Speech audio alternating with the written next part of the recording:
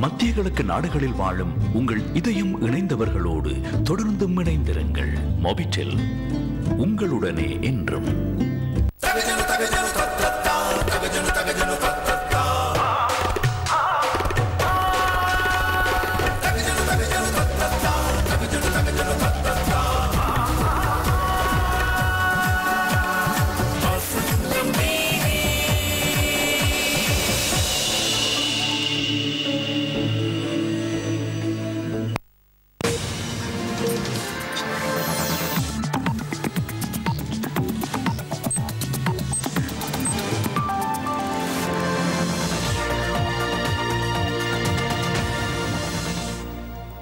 வணக்கம்.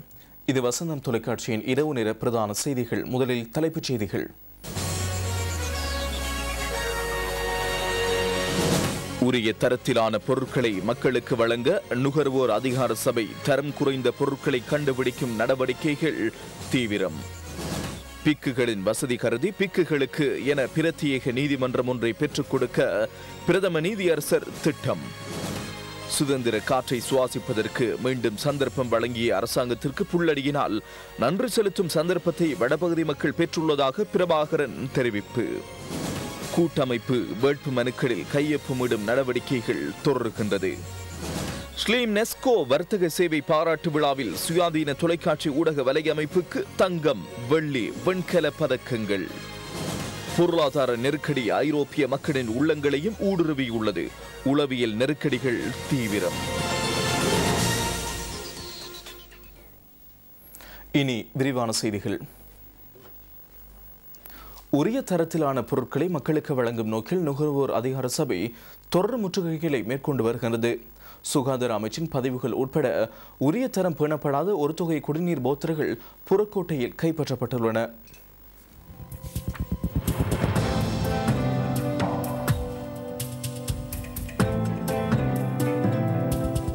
அமைச்சர் ஜான்சன் பெர்னாண்டோவின் பணிப்புரைக்கமைய நுகர்வோர் அதிகார சபை தொடர்ந்து முற்றுகைகளை மேற்கொண்டு வருகின்றது. உரிய தரத்திலற்ற பொருட்கள் உட்பட அளவை நிறுவை உபகரணங்களை முற்றுகையிடும் நடவடிக்கைகள் கடந்த காலங்களில் இடம்பெற்று வந்தன. அவ்வாறான வர்த்தகர்களுக்கு எதிராக சட்ட நடவடிக்கை எடுக்கப்பட்டது.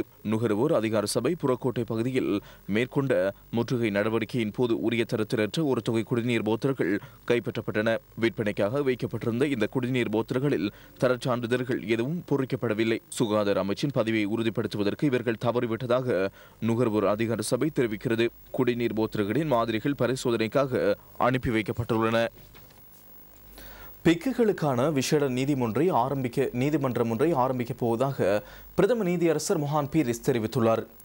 கண்டி நீதிமன்ற தொகுதியில் இடம்பெற்ற வைபவத்தில் உரையாற்றிய போதே அவர் இவ்வாறு தெரிவித்தார்.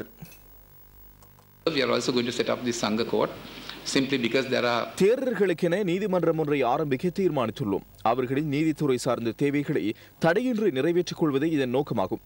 இங்கு விசாரிக்கப்படும் வழக்குகளுக்கான தீர்ப்புகள் ஒத்திவைக்கப்பட மாட்டாது.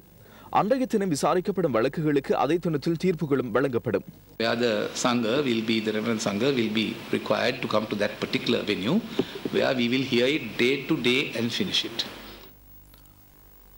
பயங்கரவாதத்திலிருந்து நாட்டை மீட்டெடுத்து வடபகுதியில் மேற்கொள்ளப்பட்டு வரும் அபிவிருத்தி திட்டங்களுக்காக அரசாங்கத்திற்கு நன்றி தெரிவிக்க வடபகுதி வாக்காளர்களுக்கு ஒரு சிறந்த சந்தர்ப்பம் கிடைத்துள்ளது.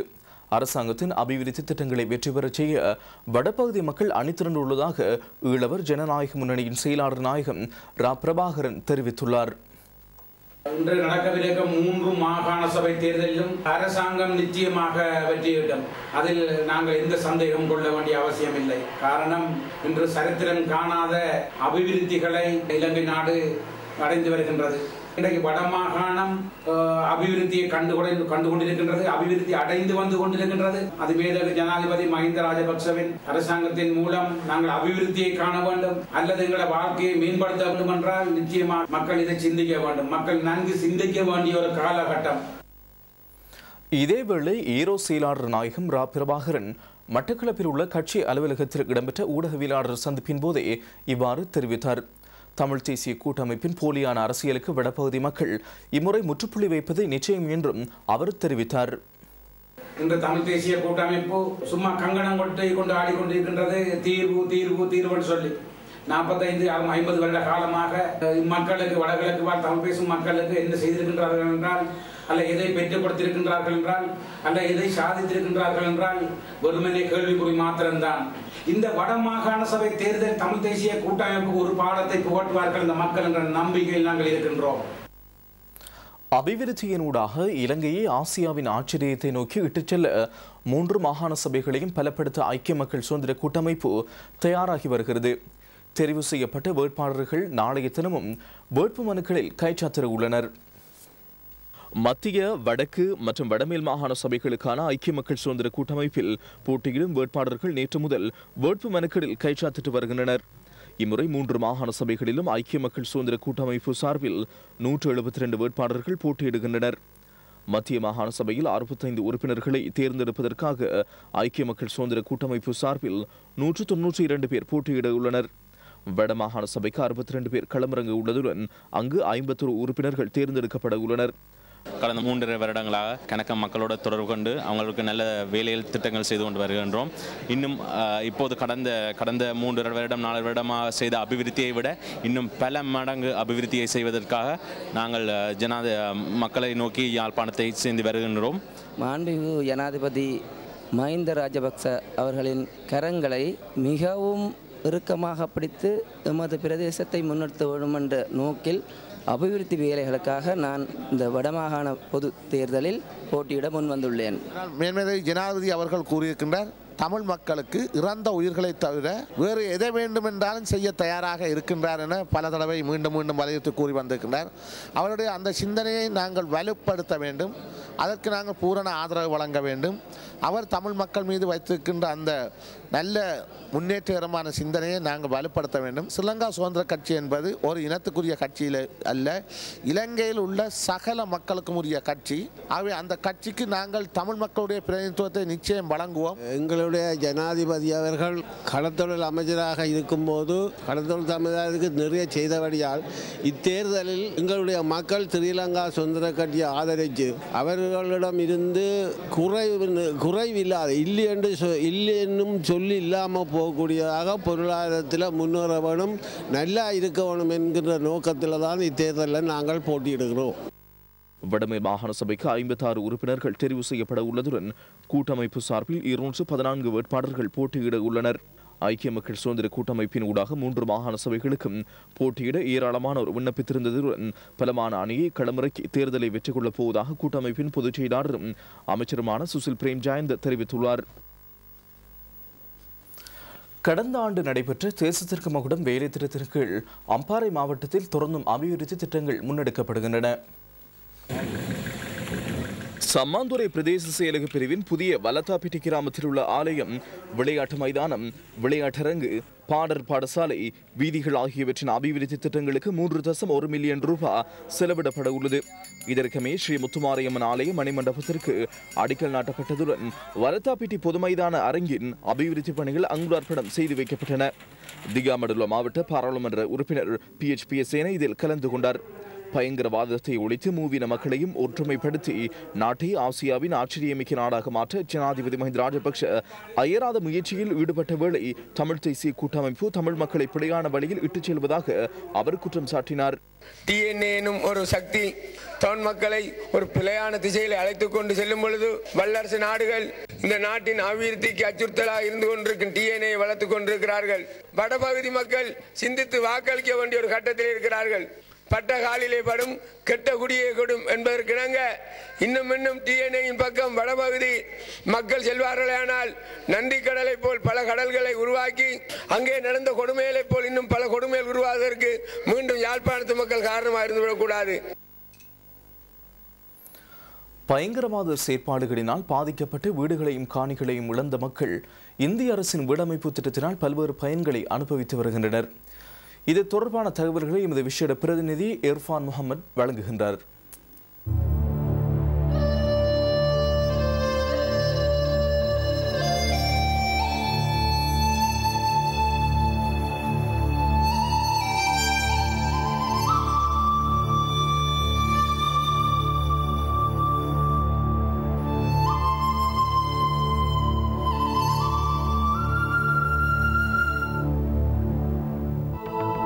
அழகான இல்லம், அமைதியான வாழ்க்கை அனைவருக்கும் வாய்த்து விடுவதில்லை. வட மாகாணத்தை பொறுத்தவரையில் இங்கிருக்கின்ற பல மக்கள் யுத்தத்தினாலும் ஏனைய காரணிகளாலும் அதிகளவில் பாதிக்கப்பட்டவர்கள்.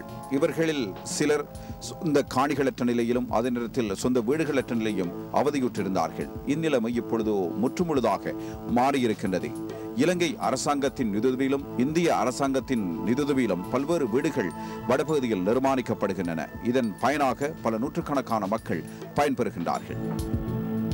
இந்திய அரசின் நிதியுதவியில் யாழ்ப்பாணம், கிளிநொச்சி, முல்லைத்தீவு, மன்னார் மற்றும் மலையக பகுதிகளில் 50,000 வீடுகள் நிர்மாணிக்கப்படுகின்றன. வீடமைப்பு திட்டத்தின் முதல் கட்டமாக 6,000 வீடுகளை அமைக்கும் பணிகள் 2012ஆம் ஆண்டு பிப்ரவரி மாதம் அமைச்சர்களான பெசில் ராஜபக்ஷ, விமல் வீரவன்ச, ரிஷாட் பதியுதீன், இலங்கைக்கான அப்போதைய இந்திய உயரஸ்தானிகர் அசோக் கே காந்தா ஆகியோரினால் ஆரம்பித்து வைக்கப்பட்டன. இந்திய அரசாங்கத்தின் 2ஆம் கட்ட வீட்டு திட்டத்தில் முதல் கட்டமாக 500 வீடுகள் நிர்மாணிக்கப்படுகின்றன. சாவகச்சேரி, தெள்ளிப்பளை, மருதங்கேணி ஆகிய 3 பிரதேச செயலாளர் பிரிவுக்குட்பட்ட பகுதிகளில் நிர்மாணப் பணிகள் இடம்பெறுகின்றன. யாழ் மாவட்டத்தில் மாத்திரம் இலங்கை இந்திய வீட்டு திட்டத்தினூடாக சுமார் 9,000 வீடுகள் கிடைக்கப்பெற்றுள்ளன. வடக்கின் பல இடங்களில் இவ்வீடுகள் நிர்மாணிக்கப்பட்டு அம்மக்களுக்கு கையளிக்கப்பட்டுள்ளன. யாழ் மாவட்டத்தை பொறுத்தவரையிலே அரசாங்கத்தினுடைய பல்வேறு வகைப்பட்ட திட்டங்களினூடாகவும் இன்று 22,000க்கும் மேற்பட்ட வீடுகள் கட்டி முடிக்கப்பட்டிருக்கின்றன என்பதனை உண்மையில் நாங்கள் பெருமையோடு கூறிக்கொள்ள வேண்டும். இந்த அடிப்படையிலே இந்த மாவட்டத்திற்கு இலங்கை இந்திய வீட்டுத் திட்டத்தினூடாகவும் ஏறத்தாழ 9,000 வீடுகள் கிடைக்கப்பெற்றிருக்கின்றது. இதற்கு முன்னர் தமக்கென ஒரு காணி, ஒரு வீடு என்று கூட இல்லாதிருந்த இப்பகுதி மக்களுக்கு தமக்கென ஒரு வீடு, தமக்கென ஒரு காணி துண்டு என்ற உரிமை தற்போது கிடைக்கப்பெற்றுள்ளது. எங்கட வீடு எங்கட என்ற ஒரு இது இருக்கு, சந்தோஷம் இருக்கு. எங்கட வீடு எங்கட காணி என்ற ஒரு இது நம்பிக்கை இருக்கு. என்ன பிரச்சனை இல்லை, போய் கொண்டிருக்குது, சந்தோஷமாக இருக்கிறேன், பரவாயில்லை. பிரச்சனை இல்லாமல் இருக்கிறேன். முந்தி எங்களை காணியல் வீடுகள் இல்லை, அப்போ இடம்பெயர்வுகளால் எங்களுக்கு இந்த சொந்த இதுகள் ஒன்றும் இல்லாபடியா இதுக்கு எங்களுக்கு காணி தந்து வீடு கட்டி தந்து தேவையான அனைத்து உட்கட்டமைப்பு வசதிகளும் இம்மக்களுக்கு ஏற்படுத்தி கொடுக்கப்பட்டுள்ளன. எங்களுக்கு காணி இல்லாதவர்களுக்கு காணியும் தந்து 4 வரப்பு காணியும் தந்து 50 வீட்டு திட்டத்தை இங்கே கட்டி எங்களுக்கு கையளிச்சிருக்கணும். எந்த வித பிரச்சனையும் இல்லை. எங்களுக்கு கரண்ட் வசதிகள் எல்லாம் செய்து கிணறு எல்லாம் இப்போ எங்களுக்கு வசதி இல்லாதவர்களுக்கு கிணத்தையும் பொது கிணறாக கட்டி நன்றிருக்கணும். இது நாளடைவில் இது சுத்திகரிக்கப்பட்டு தாங்கள் தள்ளாமல் உறுதி செய்திருக்கணும். மின்சாரம் எல்லாம் இருக்குது, பிரச்சனை இல்லை. இவ்விடமைப்பு திட்டத்தில் வசிக்கும் மக்கள் தமது ஜீவனோபாயமாக கூலி தொழில் மற்றும் விவசாயம் போன்றவற்றில் ஈடுபட்டு வருகின்றனர். இம்மக்களது வாழ்வாதார தொழில்களை முன்னெடுப்பதற்கும் தேவையான வசதிகளை அரசாங்கம் ஏற்படுத்தி கொடுத்துள்ளது. இலக்கு கடன் வசதிகளும் இவர்களுக்கு ஏற்படுத்தி கொடுக்கப்பட்டுள்ளன. தற்போது மக்கள் தமது சொந்த காலில் நின்று தமது தேவைகளை பூர்த்தி செய்து வரும் ஒரு நிலை ஏற்பட்டுள்ளது. இப்போ நாங்கள் ஒரு இதுவும் இல்லாமல் எங்கண்ட காலையே சந்தோஷமாக இருக்கிறோம். திவினகிப திட்டத்தினூடாக பழமர கன்றுகளும் இம்மக்களுக்கு வழங்கப்பட்டு அவர்களது தோட்டங்களில் பயிரிடவும் நடவடிக்கை எடுக்கப்பட்டுள்ளது. நாங்கள் தோட்டங்கள் தென்னையெல்லாம் தந்திருக்கிறோம், புலரமைப்பு செய்ய சொல்லி மாங்கண்டு அப்படி தந்து நாங்கள் தேசி மரங்கள் எல்லாம் தந்து நன்றிருக்கிறோம். இந்த அடிப்படையில் பார்க்கின்ற பொழுது இந்த வீட்டு திட்டங்கள், இந்த பற்றாக்குறை என்பது நிச்சயமாக வெகு விரைவிலே முடிவுக்கு வரும் என்பதை நாங்கள் கூறிக்கொள்ளக்கூடியதாக இருக்கின்றது. இந்த மக்களின் வாழ்க்கை நிலையை பார்த்தால் உங்களுக்கு ஆச்சரியமாக இருக்கும். குறுகிய நிலப்பரப்பில் அழகான இல்லம், அதே நேரத்தில் அவர்களுக்கு தேவையான விவசாய சிகிச்சைகளுக்கான இடம், அதே நேரத்தில் தண்ணீர் வசதி, மின்சார வசதி என்பன சகலதும் அவர்களுக்கு ஏற்படுத்தி கொடுக்கப்பட்டிருக்கிறது. இங்கு பிறக்கின்ற ஒவ்வொரு குழந்தையும், அதே நேரத்தில் இங்கு வாழ்கின்ற ஒவ்வொரு தலைமுறையும் சிறந்ததொரு எதிர்காலத்தை எட்டும் என்பதில் எந்தவிதமான சந்தேகமும் இல்லை. சமில் ஆனந்த, சுனில் பெரராவோடு இரஃபான் முகமது, பளை பிரதேசத்திலிருந்து. கிளிநொச்சி தேசிய மின்வலை அமைப்புடன் யாழ் சுன்னாகம் மின்வலை அமைப்பை இணைக்கும் வேலை திட்டம் இவ்வாண்டு இறுதிக்குள் பூர்த்தி செய்யப்பட உள்ளது. வடக்கின் வசந்தம் திட்டத்தின் கீழ் மத்திய மின் அழுத்த விநியோகம் வடக்கில் நடைமுறைப்படுத்தப்படுகின்றது. இதில் 107 விரிவாக்கல் வேலை திட்டங்கள் நிறைவடைந்துள்ளன. இதற்கு 500 மில்லியன் ரூபாய் செலவிடப்பட்டுள்ளது. இதன் மூலம் 8000 குடும்பங்கள் மின்சார வசதியை பெற்றுள்ளன. நடைமுறைப்படுத்தப்படும் உள்ளூர் மின் இணைப்பு திட்டத்தின் கீழ் 12 திட்ட விரிவாக்கல் சேவைகள் மேற்கொள்ளப்படுகின்றன. இச்சேவையினூடாக 24 உப மின் கட்டமைப்பு நிலையங்கள் தொழிற்பட உள்ளன. 637 மில்லியன் ரூபாய் செலவில் இத்திட்டம் மேலும் முன்னெடுக்கப்பட உள்ளது.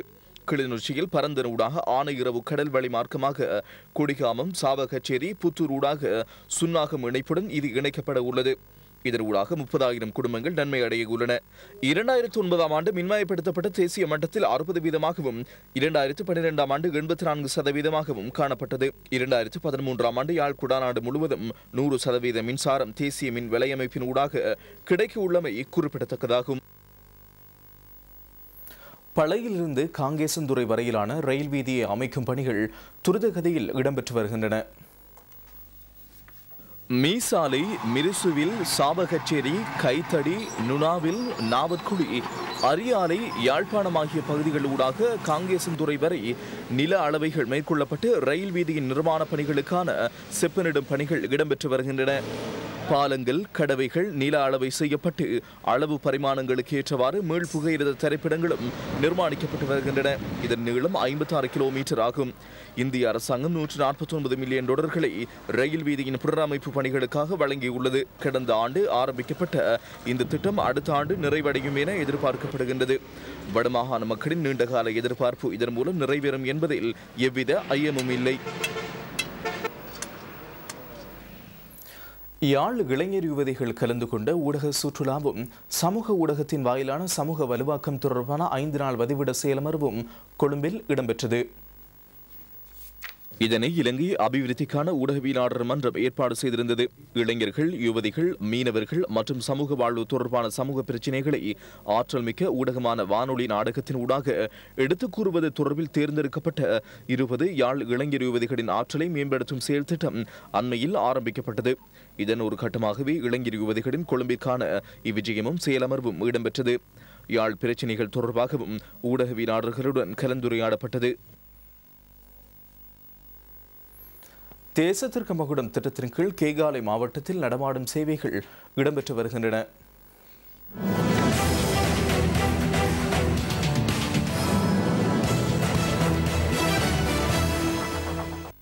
தெதிகமா தேர்தல் தொகுதியின் கணிதபுர கிராம உத்தியோகத்தர் பிரிவில் தேசத்திற்கு மகுடம் நடமாடும் சேவை வரக்காப்புல பாபுலசன் மத்திய கல்லூரியில் இடம்பெற்றது. மாகாண முதலமைச்சர் மஹிபால ஹேரத், தேசத்திற்கு மகுடம் குழு தலைவரும் அமைச்சருமான ரஞ்சித் சியம்பலாபிட்டி ஆகியோர் தலைமையில் இடம்பெற்ற நடமாடும் சேவையில் ஏராளமான மக்கள் தமது பிரச்சினைகளை முன்வைத்தனர். மூவின மக்களும் இதில் கலந்து கொண்டதுடன் 30% பிரச்சினைகளுக்கு உடனடி தீர்வு பெற்றுக் கொடுக்கப்பட்டது.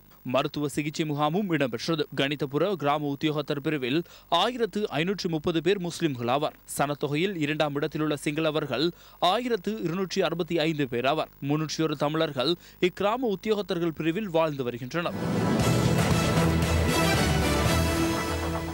இதே நேரம் மாயின்லொலுவா வித்தியாலயத்திலும் நடமாடும் சேவையொன்று இடம்பெற்றது. சுமார் 100 அரசு நிறுவனங்கள் நடமாடும் சேவைகளை நடத்தின. மேற்கத்திய மற்றும் சுதேச மருத்துவ சிகிச்சைகளும் வழங்கப்பட்டன.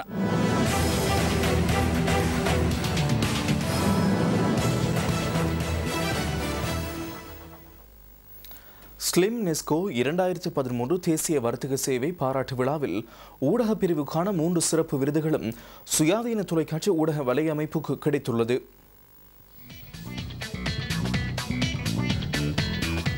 விருது வழங்கும் விழா நேற்று கொழும்பில் இடம்பெற்றது. விருது வழங்கும் விழாவில் சுயாதீன தொலைக்காட்சி ஊடக வலையமைப்புக்கு அதிஉயர் பாராட்டு கிடைத்துள்ளதுடன் ஊடக பிரிவின் 3 விருதுகளும் சுயாதீன தொலைக்காட்சிக்கு கிடைத்தமை குறிப்பிடத்தக்கதாகும். ஊடக பிரிவின் தங்கப் பதக்கத்தை சுயாதீன தொலைக்காட்சியின் தமித் லியனகே பெற்றுக்கொண்டார். அதன் வெள்ளிப் பதக்கத்தையும் சுயாதீன தொலைக்காட்சியை தட்டிக் கொண்டது.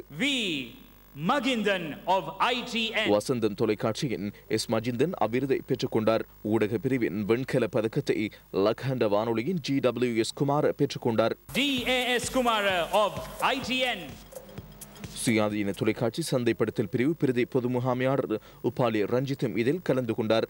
மேலும் பல நிறுவனங்களுக்கும் விருதுகள் கிடைத்தன. அதிதிகள் பலர் இதில் கலந்து கொண்டனர்.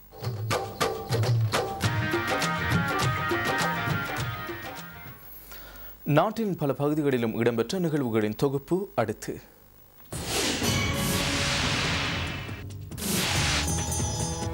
நாட்டில் 50 நெனசல நிலையங்களை பாராட்டி கௌரவிக்கும் விழா அமைச்சர் ரஞ்சித் சியம்பலாபிட்டிய தலைமையில் இடம்பெற்றது. பேராசிரியர் VK சமரநாயக்க விருதை ஹம்பாந்தோட்டை மாவட்ட சூரிய நெனசல நிலையம் பெற்றுக்கொண்டது. இலங்கையின் மிகப்பெரிய நெனசல நிலையமாக பலாங்குட நெனசல நிலையம் தேசிய விருதினை தட்டிக்கொண்டது. இலங்கை தகவல் தொழில்நுட்ப நிறுவனத்தின் தலைவர் பேராசிரியர் PW பசிங்க பெற்றுக்கொண்டார். மீரிகம பிரதேச செயலக பிரிவில் உள்ள விளையாட்டுக் கழகங்களுக்கு விளையாட்டு உபகரணங்கள் வழங்கப்பட்டன. பாராளுமன்ற உறுப்பினர் வசந்த சேனநாயக்க தலைமையில் நிகழ்வு இடம்பெற்றது. இதற்கு 10 லட்சம் ரூபாய் செலவிடப்பட்டது.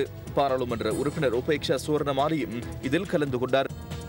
கட்பெட்டி விருதோடை பிரதேசத்திற்கான பிரதான வீதியின் புனரமைப்பு பணிகள் ஆரம்பித்து வைக்கப்பட்டன. மாகாண வீதி அபிவிருத்தி அமைச்சு இதற்கென 50 லட்சம் ரூபாவை ஒதுக்கியுள்ளது. இந்நிகழ்வில் வடமேல் மாகாண முன்னாள் அமைச்சர் சனத் நிசாந்த உட்பட முன்னாள் மாகாண சபை உறுப்பினர்களும் கலந்து கொண்டனர். யுத்தத்தினால் பாதிக்கப்பட்ட மூதூர் பிரதேச செயலக பிரிவுக்குட்பட்ட சம்பூர், தனித்தீவு, நவரத்னபுர மக்களுக்கு கட்டட நிர்மாண பொருட்கள் வழங்கப்பட்டன. அமைச்சர் குணரத்ன வீரகோன் இவற்றை வழங்கி வைத்தார். மூதூர் பிரதேச செயலாளர் என் பிரதீபன் தலைமையில் இடம்பெற்ற நிகழ்வில் மாகாண சபை உறுப்பினர் ஆரியவதி கலபதி உட்பட பலர் கலந்து கொண்டனர். கிழக்கு மாகாணத்தில் பிரசித்தி பெற்ற மட்டக்களப்பு அமிர்தகளை மாமாங்க பிள்ளையார் பேராலய வருடாந்த மகோற்சவத்தின் கொடியேற்ற நிகழ்வு இன்று நண்பகல் சுபவேளையில் அடியார்களின் அரோகரா கோஷத்துடன் பக்திபூர்வமாக இடம்பெற்றது. மகோற்சவ காலங்களில் முற்பகல் 10 மணிக்கு ஸ்தாபன அபிஷேகம், விசேட தம்ப பூஜை, வசந்த மண்டப பூஜை, சுவாமி உள்வீதி வலம் வருதல் நிகழ்வுகளும், இரவு 8 மணிக்கு மூலவர் பூஜை, யாக பூஜை, வசந்த மண்டப பூஜையை தொடர்ந்து சுவாமி வெளிவீதி வலம் வருதல் இடம்பெறும்.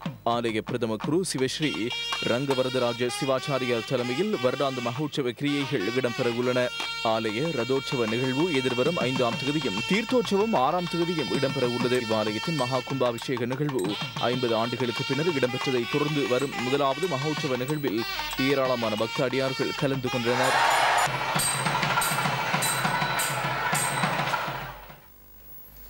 (2005) ஆண்டு இலவச சுகாதாரத்துக்கு என அரசாங்கம் 38,000 மில்லியன் ரூபாவை ஒதுக்கியது. இவ்வாண்டு சுகாதாரத்துறையின் மேம்பாட்டுக்கு என 1,25,000 மில்லியன் ரூபாய் ஒதுக்கப்பட்டுள்ளதாக சுகாதார அமைச்சின் செயலாளர் டாக்டர் நிஹாட் ஜெயதிலக தெரிவித்துள்ளார்.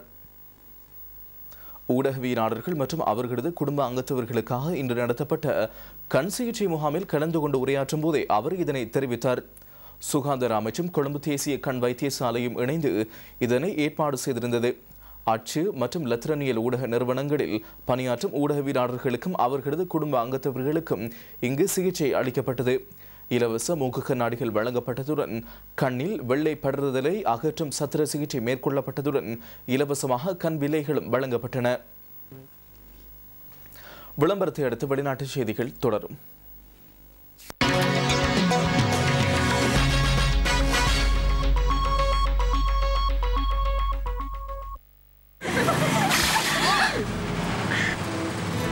எல்லா துணி வகைகளுக்கும்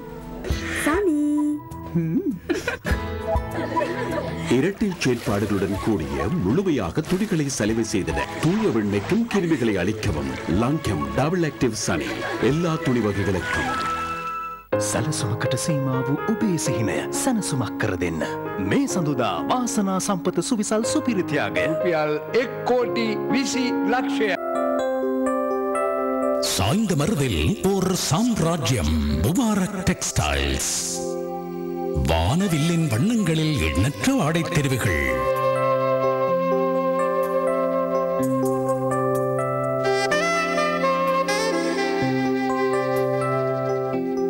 ஆடவர், அரிவையர், சென்னின் திருவரென முழு குடும்பத்துக்குமே குதூகலம் தரும் ஆடை அணிமணிகளுக்கு சாய்ந்தமருது முபாரக் டெக்ஸ்டைல்ஸ்.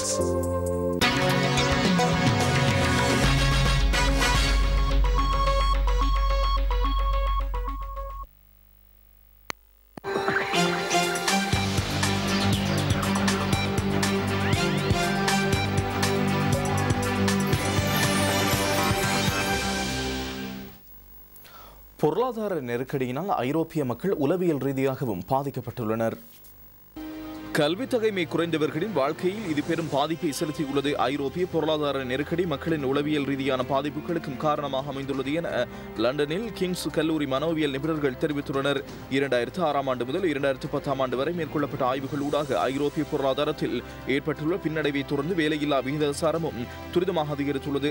ஐரோப்பாவில் வாழும் குறைந்த கல்வி அறிவுடைய மக்கள் தீவிரமாக பாதிக்கப்பட்டுள்ளனர். இதனை சமூகத்திலிருந்து அகற்றுவது பெரும் சிரமமாக உள்ளது என ஆய்வாளர்கள் சுட்டிக்காட்டியுள்ளனர். இனி மேலும் சில வெளிநாட்டுச் செய்திகளின் சுருக்கம். 80 பேர் உயிரிழந்த ஸ்பெயின் ரயில் விபத்துடன் தொடர்புபட்ட ரயில் சாரதி மீது படுகொலை குற்றச்சாட்டு சுமத்தப்பட்டுள்ளது. விபத்துக்குள்ளான ரயில் வண்டியின் சாரதியான 52 வயதான பிரான்சிஸ்கோ ஜோஸ் காசன் மீது படுகொலை குற்றச்சாட்டு சுமத்தப்பட்டுள்ளது. வைத்தியசாலையில் சிகிச்சை பெற்றதன் பின்னர் போலீசாரால் தடுத்து வைக்கப்பட்டுள்ள சாரதி நீதிமன்றத்தில் ஆஜர் செய்யப்பட உள்ளதாக ஸ்பெயின் உள்துறை அமைச்சர் தெரிவித்துள்ளார். ரயில் விபத்தில் 80 பயணிகள் உயிரிழந்தனர். ரயில் விபத்து நிகழ்ந்த போது சாரதி தொலைபேசியில் உரையாடிக் கொண்டிருந்ததாக தகவல்கள் வெளியாகியுள்ளது என ஸ்பெயின் போலீசார் தெரிவித்துள்ளனர். போர் நிறுத்தத்தை மீறி அல் சபாப் அமைப்பு சோமாலியாவின் தலைநகர் மொகட்சவில் உள்ள துருக்கி தூதுவரின் உத்தியோகபூர்வ இல்லத்தின் மீது மேற்கொள்ளப்பட்ட கார் குண்டு தாக்குதலில் 3 உயிரிழந்தும் 2 காயமடைந்தும் உள்ளனர். தாக்குதலுக்கான பொறுப்பை அல் சபாப் அமைப்பு ஏற்றுக்கொண்டுள்ளது. புனித ரமலான் மாதத்தை முன்னிட்டு 2 வார போர் நிறுத்தத்திற்கு அல் சபாப் அமைப்பு கடந்த 2 நாட்களுக்கு முன்னர் இணக்கம் தெரிவித்திருந்தது. அவ்விணக்கத்தை மீறி தாக்குதல் மேற்கொள்ளப்பட்டுள்ளதுடன் கடந்த 13ஆம் தேதி ஆப்பிரிக்க சங்க அலுவலகத்தின் மீது மேற்கொள்ளப்பட்ட தாக்குதலில் 7 பேர் உயிரிழந்தமை குறிப்பிடத்தக்கதாகும். இனி விளையாட்டுச் செய்திகள்.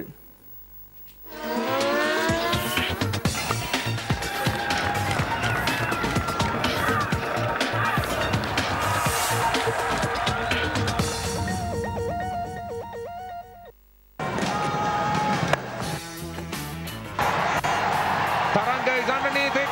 Oh, that's gone over the line. Slow one, should be out caught. Dilshan takes the catch. Kleinfeld gave himself room. இலங்கை மற்றும் தென்னாப்பிரிக்க அணிகளுக்கு இடையிலான 4வது ஒருநாள் சர்வதேச போட்டி கண்டி பல்லைக்கல மைதானத்தில் நடைபெற்று வருகின்றது. நாணய சுழற்சியில் வெற்றி பெற்று முதலில் துருப்படுத்தாடிய தென்னாப்பிரிக்க அணி 48.4 ஓவர்களில் சகல விக்கெட்டுகளையும் இழந்து 238 ஓட்டங்களை பெற்றது. அதிகபட்சமாக தென்னாப்பிரிக்க அணி சார்பில் பால் டுமினி 97 ஓட்டங்களை பெற்றுக் கொடுத்தார். Finally, Adanta Mendy strikes. A very good contribution by JP Duminy. Isn't much margin fair on it, particularly for the fast bowlers. That's beautifully struck again, hitting straight down the ground. 239 ஓட்டங்கள் பெற்றால் வெற்றியின் இலக்குடன் தற்போது துருப்படுத்தாடி வரும் இலங்கை அணி சற்று முன்னர் வரை 25 ஓவர்களில் ஒரு விக்கெட்டை மாத்திரம் இழந்து 101 ஓட்டங்களை பெற்றுள்ளது.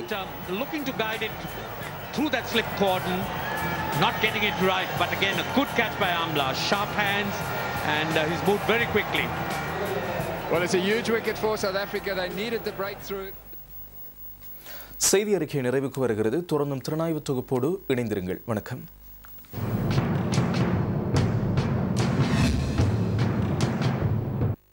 இந்திய தோட்ட தொழிலாளர்கள் என்று மலையகத்தை சேர்ந்த தமிழ் மக்கள் 2ஆம் நிலை பிரஜைகளை போன்று மாற்றாந்தாய் மனப்பான்மையுடன் நடத்தப்படுவதற்கு முற்றுப்புள்ளி வைக்க வேண்டும் என்ற அதி உன்னதமான யோசனையை மலையகத்திலிருந்து தோன்றிய தேச தலைவர்களின் ஒருவரான பிரதம மந்திரி DM ஜெயரத்ன தெரிவித்திருப்பது பாராட்டுக்குரிய ஒரு விடயமாகும்.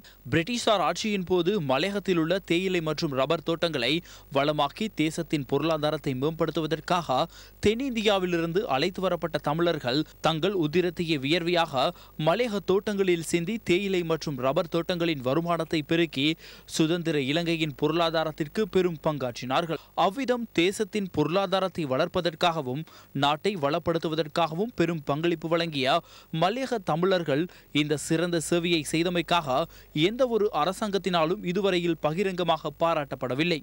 பல தலைமுறைகளாக இலங்கையில் வாழ்ந்து இந்நாட்டிற்கு விசுவாசமாக உழைக்கும் மலையக தமிழர்கள் இன்றும் இந்திய தமிழர் என்று அழைக்கப்படுவது தவறு என்று தெல்தோட்டை லிட்டில் வெளி தோட்டத்தில் உள்ள முத்துமாரியம்மன் பத்தினி கோயிலில் நடந்த வைபவத்தில் உரையாற்றிய பிரதம மந்திரி DM ஜெயரத்ன தெரிவித்தார். நாம் அவர்களை இந்திய தமிழர்கள் என்று அழைப்பதற்கு பதில் தோட்டத்து தொழிலாளர்கள் என்ற பதத்தை பயன்படுத்த வேண்டும். லயன் வீடுகளுக்கு தோட்டத்து வீடுகள் என்ற பதத்தை பயன்படுத்த வேண்டும் என்றும் யோசனை தெரிவித்தார். தமிழர்களும் சிங்களவர்களும் மிகவும் நெருக்கமான உறவை கொண்டிருக்கிறார்கள்.